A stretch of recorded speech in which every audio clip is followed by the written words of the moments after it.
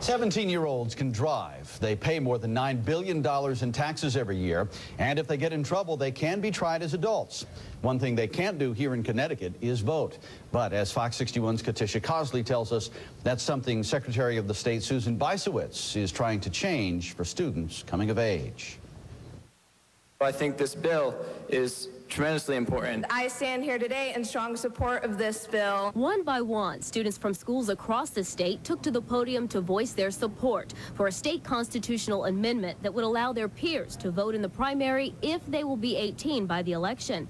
It's an amendment that was actually authored by students from Notre Dame High School in West Haven. It applies to our life so much. There's so much in the news, there's so much publicity about various policy stuff. And the war on terror and just a general scope of American life.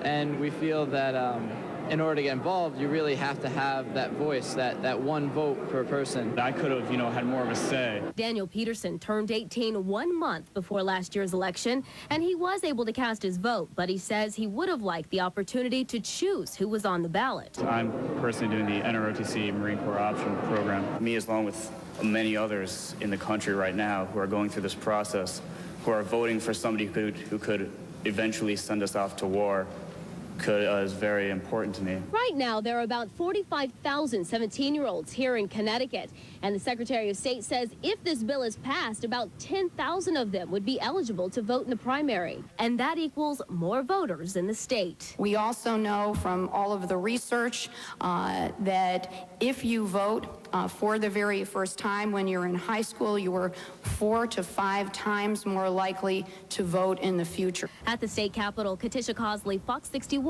News at 10. The amendment has to get the approval of both bodies of the General Assembly. Then it would be up for a vote in 2008.